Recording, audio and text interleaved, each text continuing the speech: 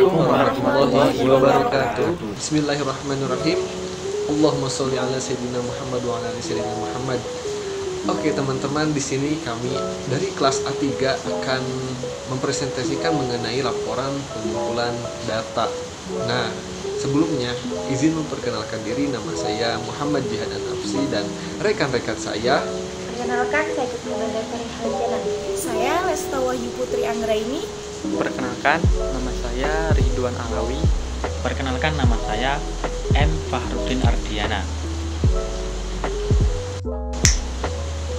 Nah, di sini kami akan mengulas beberapa pembahasan. Yang pertama mengenai apa sih yang dimaksud dengan pengumpulan data itu sendiri.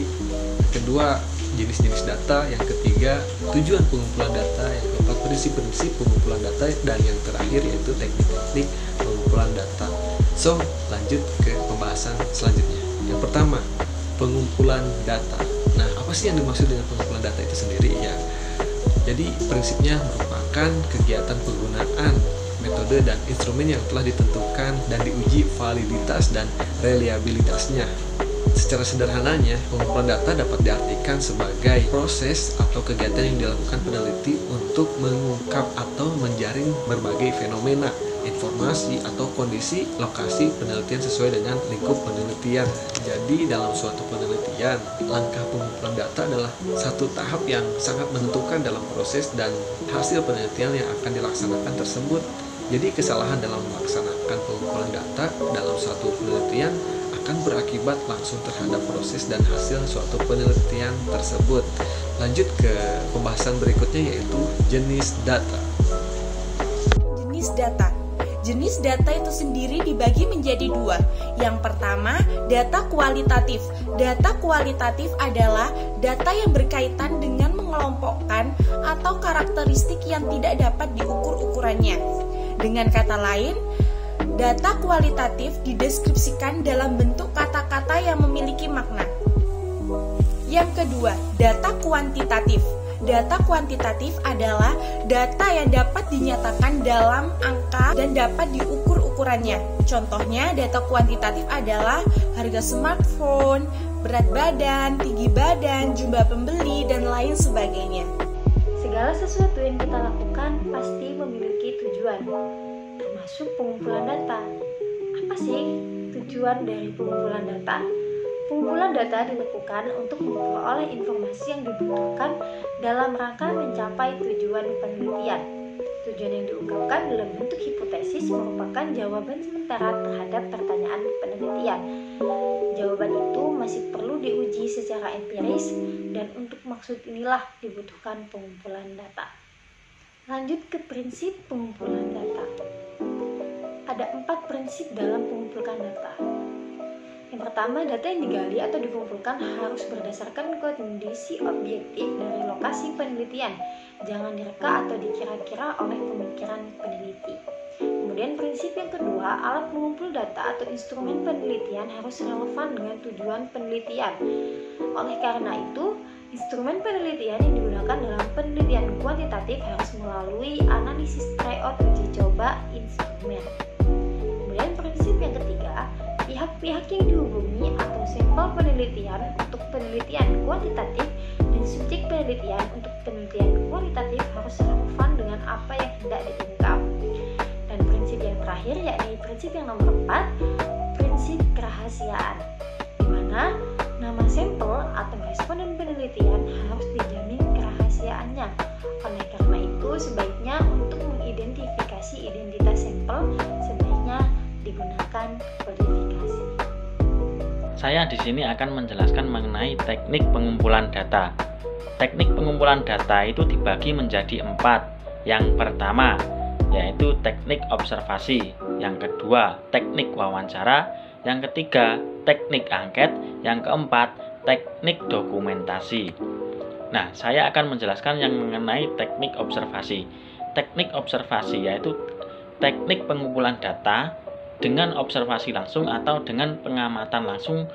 Bisa juga diartikan sebagai pengambilan data dengan cara terjun langsung pada bagian kegiatan yang dihadapi melalui pengamatan dan pencatatan sehingga diperoleh data. Nah, untuk teknik observasi sendiri memiliki 3 kriteria.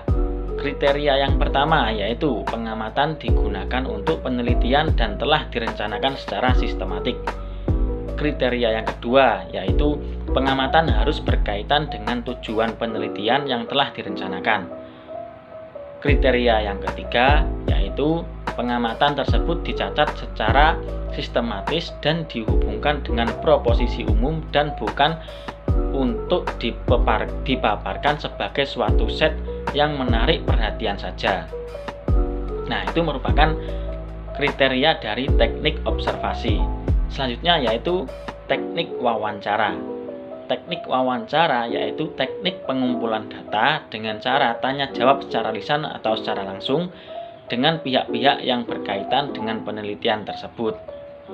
Nah, untuk teknik wawancara sendiri memiliki kelebihan dan kekurangan. Untuk kelebihan yang pertama yaitu bisa membangun hubungan dan memotivasi responden. Kelebihan yang kedua, bisa mengklarifikasi pertanyaan, menjernihkan keraguan, menambahkan pertanyaan baru.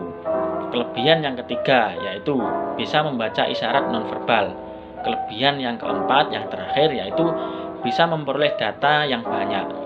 Nah, selanjutnya yaitu kekurangan dari teknik wawancara. Kekurangan dari teknik wawancara yang pertama yaitu membutuhkan waktu yang lama.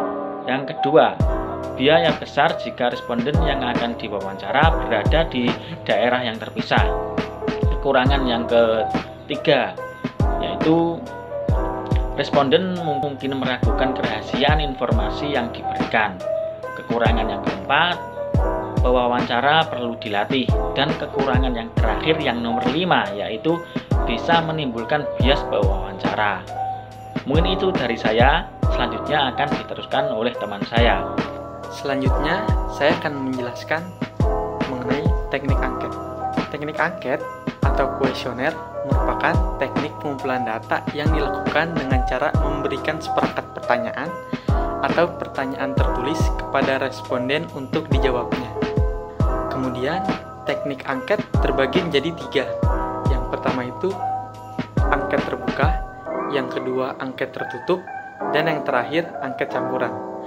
Saya akan menjelaskan yang pertama yaitu angket terbuka. Angket terbuka adalah angket yang disajikan dalam bentuk sedemikian rupa, sehingga responden dapat memberikan isian sesuai dengan kehendak dan keadaannya. Angket terbuka digunakan jika penelitian belum dapat memperkirakan atau menduga kemungkinan alternatif jawaban yang ada pada responden. Kemudian, angket tertutup. Angket tertutup adalah angket yang disajikan dalam bentuk sedemikian rupa sehingga responden tinggal memberikan tanda centang pada kolom atau tempat yang sesuai. Kemudian yang terakhir, angket campuran, yaitu gabungan antara angket terbuka dan angket tertutup. Teknik ini dapat juga dipandang sebagai interview, tertulis dalam bentuk daftar pertanyaan. Kemudian lanjut ke teknik dokumentasi. Teknik dokumentasi ini yaitu salah satu metode pengumpulan data yang digunakan dalam metodologi penelitian sosial. Pada intinya, metode dokumentasi adalah metode yang digunakan untuk menelusuri data historis. Selanjutnya, teknik dokumentasi.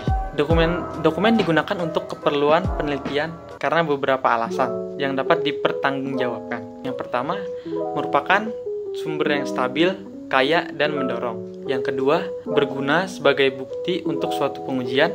Yang ketiga, berguna dan sesuai untuk penelitian kualitatif karena sifatnya yang alamiah, sesuai dengan konteks lahir dan berada dalam konteks. Yang keempat, hasil pengkajian isi akan membuka kesempatan untuk lebih memperluas tubuh pengetahuan terhadap suatu yang diselidiki. Yang kelima, rekor relatif murah dan tidak sukar diperoleh, sedangkan dokumen harus dicari dan ditemukan. Dan yang terakhir, keduanya tidak reaktif sehingga sukar ditemukan dengan teknik kajian isi.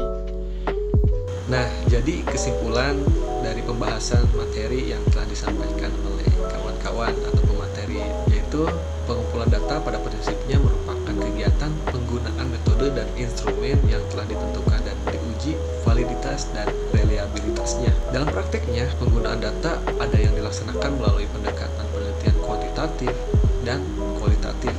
Dalam suatu penelitian, langkah pengumpulan data adalah satu tahap yang sangat menentukan terhadap proses dan hasil penelitian tersebut. Dua hal yang mempengaruhi kualitas data hasil penelitian, yaitu kualitas instrumen penelitian dan kualitas pengumpulan data. Teknik pengumpulan data merupakan langkah yang paling utama dalam proses penelitian, karena tujuan utama dari penelitian itu adalah mendapatkan data. Jadi mungkin hanya itu yang bisa kami sampaikan. Mohon maaf bila ada kesalahan serta kekurangannya. Wallahu muwaffiq ila aqwamit thoriq. Assalamualaikum warahmatullahi wabarakatuh.